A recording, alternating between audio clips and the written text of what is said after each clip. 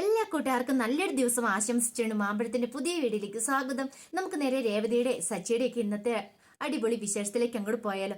ഇന്നത്തെ വിശേഷത്തെ കാണിച്ചിരിക്കുന്ന ശ്രുതിയുടെ അമ്മ പറയണം, അത് മോളെ, നിന്നെക്കുറിച്ചുള്ള കാര്യങ്ങളൊക്കെ നിന്നെ കല്യാണം കഴിക്കാൻ പോകുന്ന ആളോട് പറയണ്ടേ, അല്ലെങ്കിൽ അത് ഭാവിയിൽ പ്രശ്നമാവില്ലെന്ന് ചോദിക്കുകയാണ്. അമ്മ ദൈവത്തെ ഓർത്തൊന്നും മിണ്ടായിരിക്കാവോ? ഞാനായിട്ട് ആരോടും ഒന്നും പറയുന്നില്ല. ഇനിയിപ്പൊ അമ്മ അത് ആരോടും പറഞ്ഞ് എന്റെ ജീവൻ നശിപ്പിക്കാതിരുന്നാ മതി എന്ന് പറയാം. അല്ല മോളെ, അത് എന്താ, ഒരു കുഴപ്പമില്ല. അമ്മയ്ക്ക് എന്നാ, ഞാൻ കല്യാണം കഴിച്ചു പോകുന്നോണ്ട് വല്ലാത്തൊരു വിഷമം. ഇപ്പൊ ഞാനൊരു ആൺകുട്ടിയായിരുന്നെങ്കിൽ അമ്മ വീണ്ടും എന്നെ കല്യാണം കഴിപ്പിക്കില്ലായിരുന്നോ? ഞാനൊരു പെണ്ണായതുകൊണ്ടാണെന്ന് ചോദിക്കുകയാണ്. അല്ല മോളെ, നിന്റെ ജീവിതം ഇനി ഒരു താറുമാറായി പോകുന്ന കാണാനായിട്ട് അമ്മയ്ക്ക് ഇഷ്ടമില്ലാത്തതുകൊണ്ടാ. ഒരക്ഷരം പോലും മിണ്ടിപ്പോയേക്കരുത്. എന്റെ ജീവിതം നിങ്ങൾ കുട്ടിച്ചോറാക്കി വീണ്ടും നിങ്ങൾ എന്നെ ഉപദേശിക്കാൻ വരുന്നു. എനിക്കറിയാം എന്ത് ചെയ്യണമെന്ന് എന്നും പറഞ്ഞിട്ട് വാ മീരയെന്നും പറഞ്ഞിട്ട് ശ്രുതി മീരയുടെ കൈയും പിടിച്ചങ്ങോട്ട് ഇറങ്ങി പോവാണ്. വല്ലാത്ത സങ്കടമായിപ്പോയി ശ്രുതിയുടെ അമ്മയ്ക്ക്. പിന്നീട് കാണിക്കുന്ന രേവതി വീടൊക്കെ തൂത്ത് വൃത്തിയാക്കിക്കൊണ്ടിരിക്കുമായിരുന്നു. ഈ സമയത്താണ് അങ്ങോട്ട് ശ്രുതി ഭാമയും കൂടെ വരുന്നത്. അപ്പം ശ്രുതി വന്ന് ഓട്ടോറിക്ഷയ്ക്ക് ഇറങ്ങി അങ്ങ് കയറി ചെല്ലുവാണ്. അങ്ങനെ കയറി ചെന്ന് കഴിയുമ്പോഴത്തേനും രേവതിയോട് തൂത്ത് വരയ്ക്കുന്നുണ്ട്. അല്ല, എന്തി ചന്ദ്രമതി ആൻറ്റി എന്തി എന്ന് വിളിക്കാൻ പറയണം. രേവതി പെട്ടെന്ന് പറയാം, അതെ ഒരു മിനിറ്റ്, ഞാൻ ഈ ജോലി ഒന്ന് തീർത്തോട്ടെ എന്ന് പറയാം. വിളിക്കാൻ പറഞ്ഞാൽ വിളിച്ചാൽ മതി, കൂടുതൽ ചോദ്യമൊന്നും ഇങ്ങോട്ട് വേണ്ടെന്ന് പറയണം. അവളുടെ ഒരു അഹങ്കാരം കണ്ടില്ലേ എന്ന് പറയാം. പെട്ടെന്ന് രേവതി നോക്കിയിട്ട് രേവതി അങ്ങോട്ട് മാറിപ്പോയി നിൽക്കുകയാണ്. രേവതി മൈൻഡ് ചെയ്ത് പോലും ഇല്ല. ആ സമയത്ത് ബാമ ഇങ്ങോട്ട് ഓട്ടോറിക്ഷയുടെ പൈസ കൊടുത്തിട്ട് അങ്ങോട്ട് കയറി വരുന്നത്. എന്താ മോളെ, എന്താന്ന് ചോദിക്കണം. അവളോട് ഞാൻ ആന്റീനെ ഒന്ന് വിളിക്കാൻ പറഞ്ഞപ്പോൾ അവളുടെ അഹങ്കാരം കണ്ടില്ലേ, വേലക്കാരിയാന്ന് പറഞ്ഞിട്ട് ഇത്ര അഹങ്കാരം പാടുണ്ടോ എന്ന് ചോദിക്കണം. മോളെ, ഇവിടെ ഇനി വേലക്കാരികളില്ലല്ലോ എന്ന് അറിയണം. പിന്നെ ഞാൻ കണ്ടതോ, പെട്ടെന്നാണ് രേവതിനെ കണ്ടത്. ദൈവം, അത് വേലക്കാരിയല്ല, ഇവിടുത്തെ ഇളയ മോന്റെ ഭാര്യ എന്ന് പറയാം. ചതിച്ചല്ല ആന്റി, ഇനിയിപ്പോൾ എന്ത് ചെയ്യുന്നു ചോദിക്കുകയാണ്. സാരില്ല, ഞാൻ ചന്ദ്രനെ വിളിക്കാന്ന് പറഞ്ഞിട്ട് ചന്ദ്രമതിനെ അവിടെ കിടന്ന് ബാമ വിളിക്കണം. ആ സമയം ചന്ദ്രമതി അങ്ങോട്ട് ഇറങ്ങി വന്നു. ആ രണ്ടുപേരും ഉണ്ടല്ലോ. ശ്രുതിനെ കണ്ടപ്പോൾ വല്ലാത്ത സന്തോഷമായിപ്പോയി. മോള് വാ, ഇരിക്കാൻ പറയണം. ആന്റി, ഒരു പ്രശ്നം ഉണ്ടെന്ന് പറയാം. എന്ത് പ്രശ്നം? അതെ, ഞാൻ ആളറിയാതെ ആന്റിയുടെ മരുമകളോടൊന്ന് പെരുമാറിപ്പോയി, എന്നോട് ക്ഷമിക്കണം എന്ന് പറയാം. പിന്നീട് നടന്ന കാര്യങ്ങളൊക്കെ പറയാം. ഓ, അതാണോ കാര്യം? അതിനകത്തൊന്നും വലിയ കഥയൊന്നുമില്ല. അവളെ ഞാൻ അങ്ങനെയൊക്കെ കണക്ക് കൂട്ടിയിട്ടുള്ളൂ. മോൾ അതൊന്നും ഓർത്ത് വിഷമിക്കണ്ട. ഇങ്ങോട്ട് വാ, വന്നിരിക്കാൻ പറഞ്ഞിട്ട് അങ്ങോട്ട് കൊണ്ടിരുത്തുവാണ്. ഞാൻ പ്രതീക്ഷയില്ല കേട്ടോ മോള് വരുമെന്ന്. ആന്റി പറഞ്ഞിട്ടുണ്ട്, പിന്നെ എനിക്ക് വരാതിരിക്കാൻ പറ്റുമോ? എനിക്ക് ആന്റിനെ അത്ര ഇഷ്ടമല്ലേ. ഞാൻ എൻ്റെ അമ്മയുടെ സ്ഥാനത്തല്ലേ ആന്റിയെ കാണുന്നതെന്ന് ചോദിക്കുകയാണ്. ചന്ദ്രമതി ഒരു പടിയും കൂടെ അങ്ങ് ഉയർന്നു. പിന്നീട് സുധീനെ വിളിക്കുകയാണ്. എടാ സുധിമോനെ, ഇങ്ങോട്ട് വന്നേ, ആരാ വന്നിക്കണമെന്ന് നോക്കാൻ പറയണം. അങ്ങനെ ഇവർ സംസാരിച്ചുകൊണ്ടിരിക്കുന്ന സമയത്താണ് സുധി അങ്ങോട്ട് ഇറങ്ങി വരുന്നത്. സുധി കണ്ടു സുധീനെ. പെട്ടെന്ന് സുധിയുടെ ഉള്ളിൽ ഒരു പുഞ്ചിരിയൊക്കെ ഉണ്ടാവുന്നുണ്ട്, മുഖത്തൊരു പുഞ്ചിരിയൊക്കെ ഉണ്ടാവുന്നുണ്ട്. വാ, ഇവിടെ വന്ന് ഇരിക്കണം മോനെ എന്ന് പറഞ്ഞ് അവിടെ പിടിച്ചങ്ങോട്ട് ഇരുത്തുവാണ്. അല്ല, ശ്രുതി എന്താ ഇവിടെ? ഞാൻ ആന്റി വിളിച്ചിട്ട് വന്നാന്ന് പറയും. ഈ സമയത്താണ് രവീന്ദ്രൻ അങ്ങോട്ട് കടന്നു വരിക. രവീന്ദ്രൻ പുറത്തു പോയിട്ട് വരുവാണ്. രേവതിക്ക് ഇതൊന്നും ഇഷ്ടപ്പെടുന്നുണ്ടായിരുന്നില്ല. രവീന്ദ്രൻ വന്നപ്പോഴത്തേനും ഓടി ചെന്നിട്ട് ശ്രുതി എന്ത് ചെയ്യണം, ആ കാല് തൊട്ട് അങ്ങോട്ട് വന്ദിക്കുകയാണ്. ഭയങ്കര ബഹുമാനം അങ്ങോട്ട് കാണിക്കുകയാണ്. ഇത് രേവതിക്ക് അങ്ങോട്ട് ഇഷ്ടപ്പെട്ടു. രേവതി വിളിച്ചു, ഇപ്പോൾ കൊള്ളാലോ ആളെ കയ്യിലെടുക്കാൻ ഭയങ്കര മിരുതാന്ന് തോന്നേ. രവീന്ദ്രൻ വെച്ചാൽ, ആരാ ചന്ദ്ര, ഇത് ഏത് മോളാന്നൊക്കെ ചോദിക്കുകയാണ്. അത് പിന്നെ രവിയേട്ടാ, ഞാൻ പറഞ്ഞിട്ടില്ലേ ശ്രുതിക്ക് ഒരു കല്യാണാലോചനയുടെ കാര്യം, ഈ കുട്ടിയാന്ന്. ഓ ആണോ, എന്നാ മോള് വാ, ഇരിക്കാനൊക്കെ പറഞ്ഞിരിക്കുകയാണ്. അല്ല, മോൾ എന്ത് ചെയ്യുന്നു ചോദിക്കുക. പെട്ടെന്ന് പറഞ്ഞു, അതച്ഛാ, ഞാനൊരു സ്പാ തെറാപ്പിസ്റ്റാണ്, ഒരു ബ്യൂട്ടീഷ്യനൊക്കെ ഉണ്ടെന്ന് പറയാണ്. പെട്ടെന്ന് എന്താന്ന് രവീന്ദ്രൻ മനസ്സിലായില്ല. എന്താ മോൾ, എനിക്ക് മനസ്സിലായില്ലെന്ന് പറയാം. രേവതി വിളിച്ചു പറഞ്ഞു, അച്ഛാ, ഈ ബ്യൂട്ടി പാർലറല്ലേ അതാന്ന് പറഞ്ഞു. ഓ, അതാണോ എന്ന് ചോദിക്കുകയാണ്. രേവതി ആ പറഞ്ഞത് ശ്രുതിക്കും അങ്ങോട്ട് ഇഷ്ടപ്പെട്ടില്ല. രേവതിനെ ട്യൂഷമായിട്ട് നോക്കുവാണ് ശ്രുതി. ചന്ദ്രമതി വിളിച്ചു പറഞ്ഞു, നിന്നോട് ഞാൻ ചായ എടുക്കാൻ പറഞ്ഞില്ലായിരുന്നു, ഇതുവരെയായിട്ട് നീ ചായ എടുക്കാത്തെ? ഒരു ഗ്ലാസ് ചായ എടുക്കാൻ എനിക്ക് ഇത്ര സമയം വേണമെന്ന് ചോദിക്കുകയാണ്. രേവതി അങ്ങോട്ട് വന്നിട്ട് ചോദിച്ചു, അല്ല, അച്ഛന് കുടിക്കാൻ എന്തെങ്കിലും വേണമെന്ന് ചോദിക്കുകയാണ്. എനിക്കൊന്നും വേണ്ട മോളെ, നീ ഇവർക്ക് കൊടുക്കാൻ പറയണം. അങ്ങനെ രേവതി അകത്തേക്ക് കയറി പോവാ. അല്ല മോളെ, വീട്ടിൽ ആരൊക്കെയുണ്ട്? മോളാണോ കല്യാണാലോചനയായിട്ട് ഇങ്ങോട്ട് വന്നേന്ന് ചോദിക്കുക. അത് പിന്നെ അച്ഛാ, എന്താ രവിയായിട്ട് എങ്ങനെയൊക്കെ ചോദിക്കുന്നേ? മോൾ ആദ്യമായിട്ട് ഈ വീട്ടിലേക്ക് വരില്ലേ, ഇങ്ങനെയൊക്കെയാണോ ചോദിക്കണ്ടേ? അതല്ല ചന്ദ്രേ, ഈ ഇങ്ങനത്തെ കാര്യങ്ങളൊക്കെ മുതിർന്നവരല്ലേ, കാരണന്മാരല്ലേ സംസാരിക്കണ്ടേ? മോൾ വന്നോണ്ട് ഞാൻ ചോദിച്ചാ.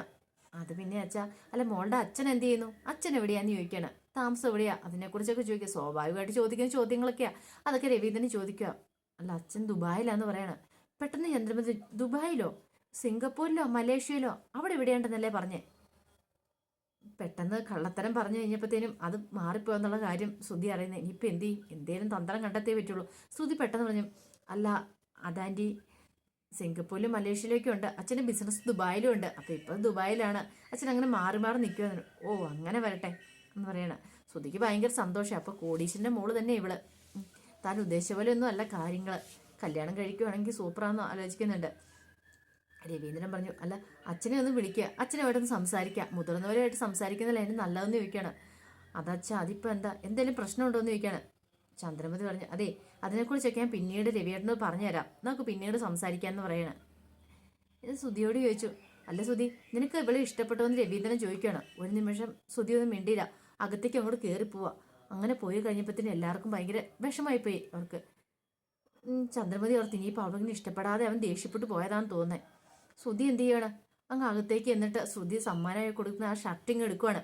ആ ഷർട്ടിങ് എടുത്തിട്ട് നോക്കുവാണ്. പിന്നീട് ഫുഡ് കഴിച്ചുകൊണ്ടിരുന്നപ്പോൾ സുധി പറഞ്ഞ കാര്യങ്ങളൊക്കെ, എന്നെ ഇഷ്ടമാണെങ്കിൽ ഈ ഷർട്ട് ധരിക്കണം, എനിക്ക് സുധീനെ ഇഷ്ടമായി, എൻ്റെ ജീവിതത്തിലേക്ക് കൂട്ടിക്കൊണ്ട് വരാൻ ഒത്തിരി ആഗ്രഹിക്കുന്നുണ്ട്. ഇനിയിപ്പം സുധിയുടെ തീരുമാനം കൂടെ പറഞ്ഞാൽ മതി, എന്താണെങ്കിലും എനിക്ക് കുഴപ്പമില്ല, എസ് ആണെങ്കിലും നോ ആണെങ്കിലും കുഴപ്പമില്ല, പക്ഷേങ്കിൽ എന്നെ ഇഷ്ടപ്പെടുവാണെങ്കിൽ ഈ ഗിഫ്റ്റ് സ്വീകരിക്കണം, ഈ ഷർട്ട് ധരിക്കണമെന്ന് പറയണം. അപ്പം അതൊക്കെ ഓർത്തുകൊണ്ട് സുധി ആ ഷർട്ട് ധരിച്ചുകൊണ്ട് താഴേക്ക് ഇറങ്ങി വരിക. അപ്പോൾ അത്ഭുതത്തോടു കൂടിയാണ് ശ്രുതി നോക്കുന്നത്. ആഹാ നീ ഡ്രസ്സ് മാറാൻ പോയതായിരുന്നു ചോദിക്കണം ഈ സമയത്ത്. അത് പിന്നെ അമ്മേ ഇഷ്ടമാണോ എന്ന് ചോദിച്ചാൽ അതിനുള്ള മറുപടി ഈ ഷർട്ട് എന്ന് പറയണം. അപ്പം രേവതി ഓർത്ത് എന്താ ഇയാൾ ഇങ്ങനെയൊക്കെ പറയണേ. ചന്ദ്രമതിക്കൊന്നും മനസ്സിലായില്ല. സുധീനതെ ഞാൻ ഗിഫ്റ്റായിട്ട് കൊടുത്ത ഷർട്ടാണ്. ഓ അങ്ങനെ, അപ്പം അത്രടം വരെ കാര്യങ്ങളെത്തി. രവീന്ദ്രൻ പെട്ടെന്ന് ചോദിച്ചു, അല്ല നിങ്ങൾ തമ്മിൽ വല്ല ലവ് ആണോ അങ്ങനെ എന്തെങ്കിലും ഉണ്ടോ എന്ന് ചോദിക്കും. അങ്ങനെയൊന്നും ഇല്ല അച്ഛാന്ന് പറയാണ്. പിന്നീട് രേവതി ചായയായിട്ട് അങ്ങോട്ട് വരുവാണ്. ചായ അങ്ങോട്ട് തോന്നിയപ്പോഴത്തേനും കൈ അങ്ങ് തട്ടി കുറച്ച് ചായ അങ്ങോട്ട് ശ്രുതിയുടെ മേത്തേക്ക് വീഴുവാണ്. മനഃപൂർവ്വം ചെയ്ത കാര്യങ്ങളാണ്, കാരണം ഇത്രയെങ്കിലും ഒരു പണി കൊടുക്കണ്ടേ. ചന്ദ്രമതി ചോദിച്ചു, നീ എവിടെ നോക്കിയാൽ രേവതി ചായ കൊണ്ടുകൊടുക്കുന്നത്, ഇത്രയും കാലമായിട്ട് അവൾക്ക് ഒരു ചായ പോലും വൃത്തിക്ക് കൊണ്ടേ കൊടുക്കാൻ അറിയത്തില്ല പറഞ്ഞ് ദേഷ്യപ്പെടുക. രവീന്ദ്രൻ പറഞ്ഞ്, അറിയാതെ പറ്റിപ്പോയതല്ലേ, നീ അവളോട് ക്ഷമിക്കാൻ പറയണം. പിന്നെ അവളോട് ക്ഷമിക്കാനായിട്ട് അല്ല വന്നിരിക്കുന്ന കഴിയുമ്പോഴാണ് ഇങ്ങനെ കാണിക്കണമെന്ന്. രേവതിക്ക് സങ്കടം വന്നു. ഇത്ര കാര്യമായിട്ടാണ് ഇവിടെ സുധീനെ നോക്കുന്നതൊക്കെ സംസാരിക്കുന്നതൊക്കെ, മോളെ എന്നൊക്കെ വിളിച്ച് സംസാരിക്കുന്നത്. ഇത്രയും കാലമായിട്ട് തന്നോട് അങ്ങനെ ഒരു വാക്ക് പോലും സംസാരിച്ചിട്ടില്ലെന്നൊക്കെ രേവതി മനസ്സിൽ കരുതുവാണ്. പിന്നീട് പറഞ്ഞു, അതെ ഞാനങ്ങോട്ട് ഇറങ്ങിക്കോട്ടെ എന്ന് ചോദിക്കുവാണ്. ഇപ്പോൾ അടിച്ച് ധൃതിയുണ്ട് ആൻറ്റി എന്ന് പറഞ്ഞു. ശരി ശരി എന്നാൽ ശരി മോളെ, പിന്നെ നമുക്ക് കാണാമെന്ന് പറയുകയാണ്. സുധി അങ്ങനെ പോവാണ്. അപ്പം സുധിയോട് പോയാലിറങ്ങിയപ്പോൾ തന്നെ സുധിയോട് ചന്ദ്രമതി, അതെ നീ മോളെ അവിടെ കൊണ്ടുവന്ന് ആക്കാൻ പറയാണ് ജംഗ്ഷൻ വരെ. ശരി അമ്മയെന്ന് പറഞ്ഞുകൊണ്ട് സുധി ആ കൂടെ പോവാണ്. പിന്നീട് അവർ രണ്ടുപേരും ചെല്ലുന്ന ഒരു കോഫി ഷോപ്പിലേക്ക് ചെല്ലുവാണ്. കോഫി ഷോപ്പിലേക്ക് പോയി ഒരു ചായ കുടിച്ചുകൊണ്ടിരുന്ന സമയത്ത് ശ്രുതി ചോദിച്ചു, അല്ല എന്നോട് ദേഷ്യം ഉണ്ടോ എന്ന് ചോദിക്കും. എന്തിൻ്റെ ദേഷ്യം? അല്ല ഞാൻ അങ്ങോട്ട് വന്നതിന് കല്യാണാലോചനയായിട്ടൊക്കെ സാധാരണ അങ്ങനെ സംഭവിക്കുന്നല്ലോ കാര്യങ്ങളല്ലോ എന്ന് ചോദിക്കണം. അതൊന്നും ഓർത്ത് എനിക്ക് ടെൻഷനില്ലെന്ന് പറയണേ. പെട്ടെന്ന് ശ്രുതിയോട്, എൻ്റെ ഒരു സ്വഭാവം ഇങ്ങനെയാണ്, എന്തുണ്ടെങ്കിലും അത് വെച്ചോണ്ടിരിക്കില്ല, മനസ്സിൽ എന്തെങ്കിലും ഉണ്ടെങ്കിൽ തുറന്നു പറയും, അല്ലാതെ എനിക്ക് മനസ്സിലൊന്നും വെച്ച് പുറത്ത് കള്ളത്തരം കാണിക്കാൻ അറിയില്ല എന്ന് പറയാം. പഠിച്ച കള്ളിയാന്നുള്ള കാര്യം ശ്രുതിക്ക് അറിയത്തില്ലല്ലോ. ശ്രുതി പറഞ്ഞു, ശരി എനിക്ക് അങ്ങനെയുള്ളവരെ പെൺകുട്ടികളെ കൂടുതൽ ഇഷ്ടം, എന്തുണ്ടെങ്കിലും തുറന്നു പറയണം, അല്ലാതെ മനസ്സിൽ വെച്ചിട്ട് അവസാനം ഒന്നുമല്ലാതെ ഒരു അടിയിലോ വഴക്കിലോ കലാശിക്കുന്നതോട് എനിക്ക് താല്പര്യമില്ലെന്ന് പറയണം. ശ്രുതി പറഞ്ഞു, അത് എൻ്റെ കാര്യങ്ങളൊക്കെ അറിയാലോ, എൻ്റെ അച്ഛനെക്കുറിച്ചൊക്കെ ഞാൻ അമ്മയോട് പറഞ്ഞിട്ടുണ്ട്. പിന്നെ എനിക്കതുകൊണ്ട് ഈ വിവാഹം പോലെ ഇപ്പോൾ വേണ്ടെന്ന് വെച്ച് ഇരുന്നാണ്. പക്ഷെ സുധീനെ കണ്ടു കഴിഞ്ഞപ്പോഴാണ് എൻ്റെ മനസ്സിന് എന്തോ ഒരു മാറ്റം ഉണ്ടായത്. എനിക്ക് സുധീനെ കല്യാണം കഴിച്ചാൽ ആഗ്രഹമുണ്ടെന്ന്.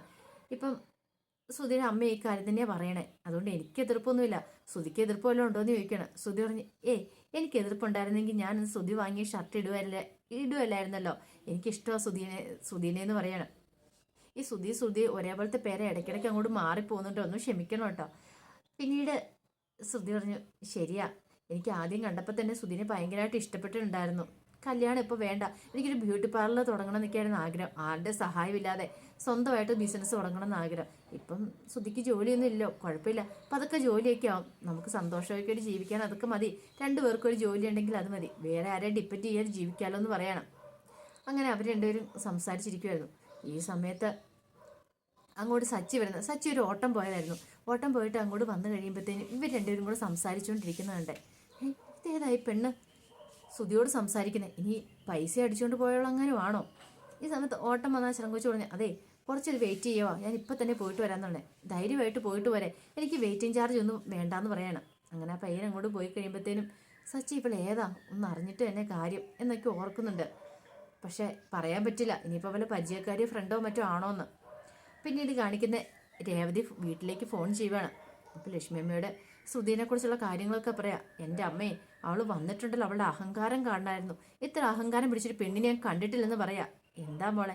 പിന്നീട് ശ്രുതി വന്ന കാര്യങ്ങളൊക്കെ പറയണം. ദേവ് പറഞ്ഞു, ചേച്ചിക്ക് രണ്ടെണ്ണം കൂടെ പറയാൻ മേലായിരുന്നോ? ചേച്ചി എന്താ ഒന്നും മിണ്ടാതെന്ന് ചോദിക്കണം.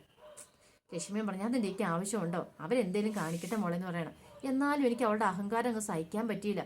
എന്തൊരു ജാടേ അവള് വലിയ ഏതാണ്ട് കൊമ്പത്തെ വീട്ടിലാണെന്ന് പറഞ്ഞിട്ട് ഇവിടെ സംസാരമൊക്കെ. പോരാത്തിന് അമ്മയെന്നുള്ള അമ്മയുടെ മോളെ എന്നുള്ള വിളി. ഇതൊക്കെ കേട്ടോണ്ട് സച്ചി ഇങ്ങോട്ട് വരുവാണ്. അപ്പൊ സച്ചിക്ക് മനസ്സിലായി ഇവിടെ കല്യാണാലോചനയൊക്കെ നടന്നിട്ടുണ്ടെന്ന്. അപ്പൊ അതിന്റെ വിശേഷങ്ങളൊക്കെയാണ് നമ്മളിന്ന് കണ്ടേന്ന് പറഞ്ഞാൽ ഇതിന്റെ ബാക്കി വിശേഷങ്ങളുമായിട്ട് വൈകുന്നേരത്തെ പ്രൊമോയി വരാം കേട്ടോ.